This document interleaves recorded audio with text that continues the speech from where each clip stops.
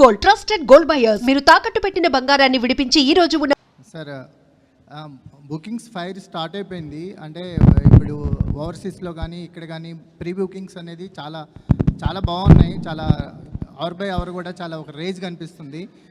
First day ఏం expect చేస్తున్నారు sir collections wise మీరు?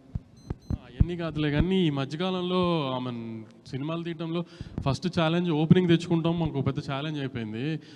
రిజల్ట్ వచ్చిన తర్వాత ఆమె ఎంత కలెక్ట్ చేస్తుంది అన్నిటికంటే ముందు ఓపెనింగ్ తేవడం ముందు మాకు ప్రైమరీ ఛాలెంజ్ అయిపోయింది. ముందు అదైతే పాస్ అయిపోయాము మీరు అన్నట్టు ఒక బ్యాంక్తో. సో రేపు కూడా మేము అనుకున్న ఆశించినట్టే రిజల్ట్ ఉంటుందని హోప్ చేస్తున్నాం. పోస్టర్లు ఇవన్నీ ఏముందిలే, మరి నీకు ఎంత కొంటాను తెద్దాం, దాన్ని ఉంది. నాకా సార్ అంటే ఇప్పుడు ఒక బిగ్గెస్ట్ బడ్జెట్ కదా, నెవర్ బిఫోర్ బడ్జెట్ అని చేస్తుంది కదా, ఒక అంటే ఒక నిర్మాతగా ఒక ఫైనాన్షియల్ ఇది ఉంటుంది. ఫస్ట్ డే ఏంటి కలెక్షన్స్ మీద కానీ నేను దాని గురించి అడుగుతున్నాను.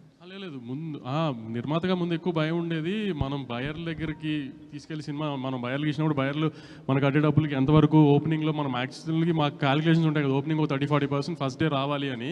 సో దాని వైపే ఉంది ట్రెండ్ అంతా. So very happy with the current booking status and all. Nizam అయితే చాలా చాలా బాగుంది. ఆంధ్ర ఇప్పటి నుంచి పికప్ అవుతుంది బాగా. ఓవర్సీస్ అయితే చాలా చాలా బాగుంది. సో మేము అనుకున్న టార్గెట్కి ఓపెనింగ్ రీచ్ అవుతున్నాం. వంశీ గారు, విజయ్ ఫ్యాన్స్ ప్రీమియర్స్ ఎక్స్పెక్ట్ చేశారు, మీరు కూడా ప్రీమియర్ ఉంటాయని ఒక హింట్ ఇచ్చారు, కానీ చివరిలో ఎందుకు ప్రీమియర్ లేవంటే ఏం చెప్తారు? అంటే యాక్చువల్లీ సాటర్డే ట్రైలర్ ఇచ్చిన తర్వాత సండే బుకింగ్స్ ఓపెన్ చేసిన తర్వాత టెంపో చాలా బాగుంది. మార్నింగ్ 7 నుంచి షోలు స్టార్ట్ చేసేసాం నైజాంలో. మార్నింగ్ 7కి షో వేసిన తర్వాత ఇంకా ముందు రోజు ప్రీమియర్ అనవసరం అనిపించింది. సో కానీ ఇంచుమించుగా యూఎస్లో షో స్టార్ట్ అయ్యే టైం ఇండియాలో 10:30-11 అవుతుంది. ఆ టైంకి స్టార్ట్ అయిపోతుంది. ఇవాళ నైట్ 10:30-11 ఇండియా టైంలోనే యూఎస్లో షో స్టార్ట్ అయిపోతుంది. 2 years నుంచి విజయ్ని గమనిస్తున్నారు కదా, మీరు పర్టికులర్గా ఒక ప్రొడ్యూసర్గా ఒక సినిమా గోయర్గా అబ్జర్వ్ చేసిన విషయం ఏంటండి?